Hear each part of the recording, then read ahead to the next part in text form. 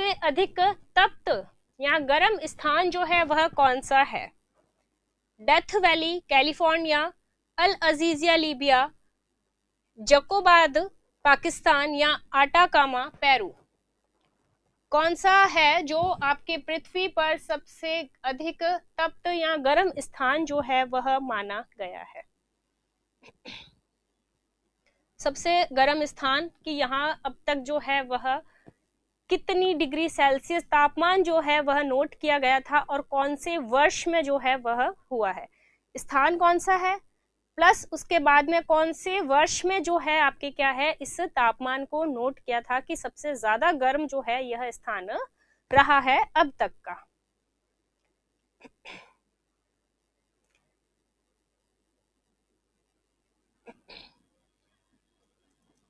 तो देखिए ये जो है अल अजीजिया लीबिया, अल अजीजिया जो है वह लीबिया में स्थित है।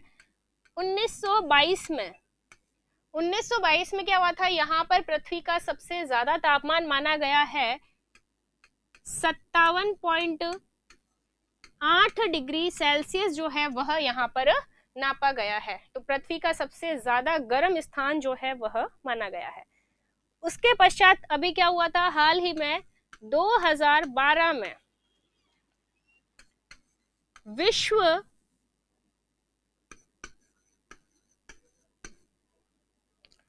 मौसम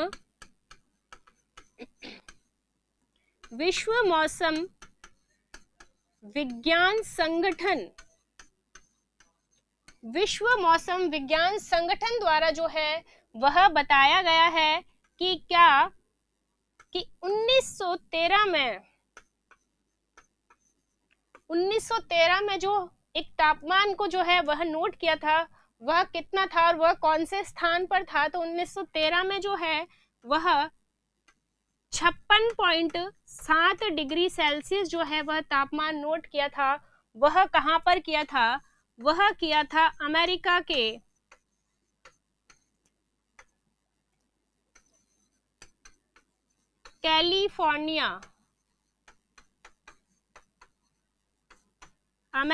कैलिफोर्निया में जो डेथ वैली है उसके बारे में बताया गया है। इसका आंसर बी आंसर करेक्ट होगा। सुनील धायल बी आंसर इसका करेक्ट होगा। ए जो डेथ वैली है कैलिफोर्निया की यह 1913 में हुई है, लेकिन यहाँ पर ये है आपके 56.7 और आपके 57.8 जो है अल अजीजा लीबिया में नोटिस की गई है, वह की है आपके 1922 में। लेकिन विश्व मौसम विज्ञान संगठन के द्वारा जो किया गया था कि एक जारी की गई थी रिपोर्ट, उसमें 1913 में 56.7 डिग्री सेल्सियस जो है वह तापमान नोट किया गया है। अमेरिका के कैलिफोर्निया की डेथ वैली में जो है वह नोट किया गया है। अगला क्वेश्चन है सॉरी, उस चक्रवात को क्या नाम दिया गया था जिसके कारण बांग्लादेश जो है वह उजड़ गया था? उस चक्रवात का नाम जो है वह क्या था जिसके वजह से जो है बांग्लादेश उजड़ गया था? सैरी, सिद्र, वेंडी या एरिन? और यह चक्रवात कब आया था? यहाँ पर क्या है, उस वक्त भीषण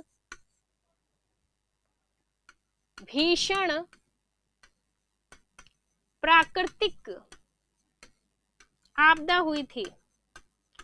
अभी हाल ही में एक और तूफान का नाम दिया गया है अभी हाल ही में एक जो तूफान है वह तूफान बताया गया है। वह तूफान कौन सा है जो गुजरात में, राजस्थान में यहाँ पर आ रहा था? आप लोग कहाँ से हैं?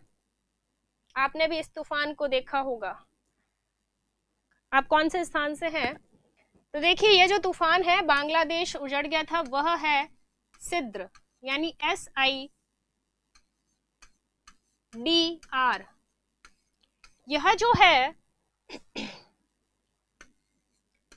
नवंबर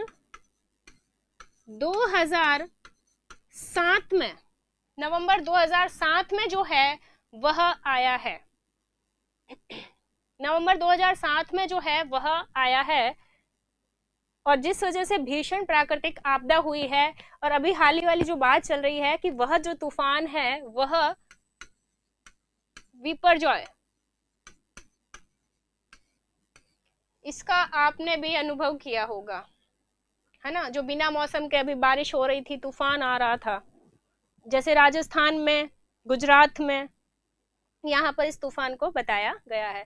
गुजरात में बहुत ज्यादा तूफान आया था, और राजस्थान के बाड़मेर में भी जो है बहुत ज्यादा जो हानि है वह हुई थी। फिर प्लस इधर जो जोधपुर, जयपुर, नागौर वाले तो वेट कर रहे थे कि तूफान कब आने वाला है ना। तो ये जो है वह आया था, विपरजॉय जो है वह था अभी। नेक्स्ट क्वेश्चन है, पृथ्वी की सबसे लंबी पर्वतमाला जो है वह कौन सी है? एंडीज पर्वत, मध्य अंटार्कटिक कटक, पश्चिमी कार्डिलेरा या हिमालय पर्वतमाला? विश्व की सबसे लंबी जो पर्वतमाला है वह कौन सी है, और वह कौन से देश में जो है वह स्थित है? बताइए वह कौन से देश में स्थित है, और कौन सी जो पर्वतमाला है वह है, और इसकी लंबाई जो है वह कितनी है, कितने देशों में यह फैली हुई है? यह है आपके दक्षिणी अमेरिका के उत्तर से दक्षिण में जो है फैली हुई है। दक्षिण अमेरिका के उत्तर से दक्षिण में फैली हुई है। इसकी लंबाई की बात की जाए तो लंबाई जो है वह 7000 किलोमीटर, 7000 किलोमीटर जो है इसकी लंबाई है। अब यह जो है वह कितने देशों में फैली गई है? तो देखिए ये जो है वह आपके कौन सी है, कहां कहां पर है? तो देखिए Argentina,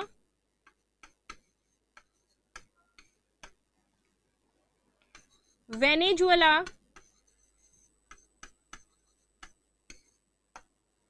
Ecuador, Peru, Chile, Colombia. जब तक आप नाम बता दीजिए कि कौन सा पर्वतमाला है, और बोलिविया। तो देखिए ये कितने देशों में फैली हुई है? 7 देश, Argentina, Venezuela, Ecuador, Peru, Chile, Colombia और बोलिविया, यहाँ पर फैली हुई है। और कौन सी पर्वतमाला है? तो यह देखिए एंडीज पर्वत। एंडीज पर्वत जो है सबसे पृथ्वी की सबसे लंबी पर्वतमाला मानी गई है, 7000 किलोमीटर है। अमेरिका के उत्तर से दक्षिण की ओर यह फैली हुई है, और कुल 7 देशों के अंदर जो है इसकी लंबाई है। कुल 7 देशों में जो है यह फैली हुई है। और वह देश कौन कौन से हैं? देखिए प्रश्न आपसे ये भी पूछ लिया कि आपको एंडीज पर्वत दे दिया कि एंडीज पर्वत जो है पर्वतमाला वह कौन से देश में नहीं है। तो आपको 3 ऐसे देश दे दिए कि वहां पर है, और चौथा अलग देश दे दिया वहां पर नहीं है। तो क्वेश्चन इस प्रकार से भी बनेगा, जैसे अर्जेंटीना दे दिया, वेनेजुएला दे दिया, और इक्वाडोर दे दिया, और चौथा कोई दूसरा दे दिया। फिर आपको देखना है, आपको ये 7 भी याद करने हैं कि कौन कौन से देश में जो है यह फैली हुई है ना, कौन कौन से देश में जो है यह फैली हुई है, इसके बारे में भी आपको ध्यान रखना है। बिल्कुल ए आंसर जो है आपका करेक्ट है, एंडीज पर्वत। लंबाई पूछ ली, कितनी हो गई? 7000 किलोमीटर, 7 देशों में फैली हुई है, Venezuela, Ecuador, Argentina, Peru, Chile, Colombia, Bolivia. ठीक है, तो ये सबसे लंबी पर्वतमाला हो गई आपकी। नेक्स्ट है, निम्नलिखित देशों में से कौन से देश में कोई भी खनिज निक्षेप नहीं है? ऑप्शन देखिए, स्विट्जरलैंड, ऑस्ट्रेलिया, नॉर्वे या श्रीलंका। कहां पर जो है खनिज नहीं है? अब खनिज नहीं होने का कारण क्या है? क्योंकि वहां उस देश के अंदर क्या हो रहा है, उस देश में बहुत सारे जंगल हैं, पर्वत हैं और झीलें हैं, जिस वजह से क्या है वहां पर खनिज नहीं हो रहा है ना। कैसा भी खनिज निक्षेप नहीं है। तो बताइए कौन सा ऐसा देश है।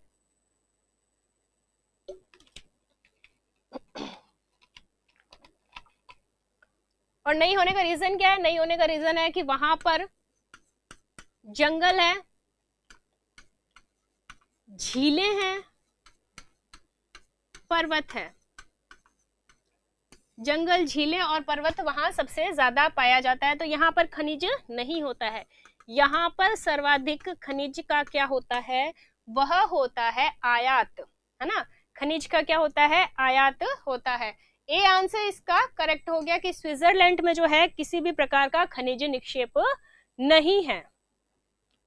नेक्स्ट क्वेश्चन देखिए, चंद्रगुप्त मौर्य के दरबार में भेजा गया यूनानी राजदूत जो है वह कौन था? ऑप्शन है कौटिल्य, सेल्यूकस निकेटर, मेगास्थनीज या जस्टिन। किस जो चंद्रगुप्त मौर्य के दरबार में राजदूत भेजा गया है, यूनानी राजदूत, वह कौन था और किस वजह से भेजा गया है ना। किस वजह से जो है वह भेजा गया था, कारण क्या था भेजने का? कौटिल्य, सेल्यूकस निकेटर, मेगास्थनीज और कौन है आपका? जस्टिन।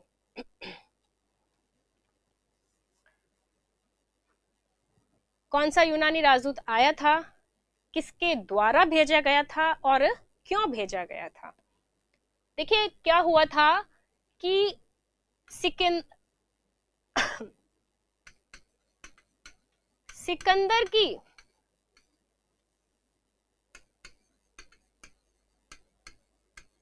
पहले आप ये 4-5 आंसर कीजिए कि किसके द्वारा भेजा गया। यूनानी राजदूत पूछा गया है प्रश्न में, अब ये बताइए किसने भेजा और भेजने का कारण जो है वह क्या था। उसके पश्चात उसने जो है चंद्रगुप्त मौर्य के दरबार में रहकर उसने क्या कार्य किया था। तो देखिए यहाँ पर क्या था कि सिकंदर की मृत्यु के पश्चात पूर्वी प्रदेश में किसका उत्तराधिकारी कौन बन गया था? उत्तराधिकारी बन गया था आपके सेल्यूकस। सेल्यूकस जो है वह क्या है? सेल्यूकस निकेटर जो है वह क्या बन गया था? उत्तराधिकारी बन गया था। फिर उसने क्या किया था कि वह चंद्रगुप्त मौर्य पर जो है वह आक्रमण करना चाहा उसने। तो जो है सेल्यूकस एक नदी पार करके आता है, वह कौन सी नदी? तो वह है आपकी सिंधु नदी। सिंधु नदी को पार करके वह चंद्रगुप्त मौर्य से युद्ध करने आता है, जिसमें पराजित कौन होता है? पराजित जो उत्तराधिकारी है वही होगा, है ना। पराजित भी कौन हुआ है? वह है सेल्यूकस। सेल्यूकस निकेटर ही जो है वह पराजित हुआ है। उसके पश्चात क्या हुआ? जब युद्ध हुआ, युद्ध के बाद में पराजय होती है, फिर क्या होता है? फिर एक ऑप्शन बचता है लास्ट में कि हम क्या कर सकते हैं? संधि कर सकते हैं, है ना। जब दो लोगों में युद्ध होता है, एक हार जाता है तो फिर वो हारा हुआ क्या सोचता है कि वैसे नहीं मिल रहा, लड़के नहीं मिल रहा, तो चलो संधि कर ली जाए, है ना, दोनों मिलके रहेंगे और क्या, जब संधि आपस में कर ली जाए तो यही जो है वह सेल्यूकस ने किया और उसने भेजा है मेगास्थनीज को। मेगास्थनीज को भेजा है संधि के लिए।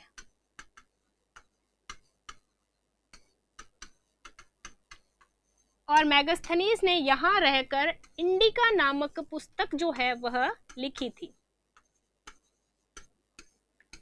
पुस्तक कौन सी लिखी थी? इंडिका नामक पुस्तक जो है वह लिखी गई थी। ठीक है, ये इसकी पूरी कहानी है।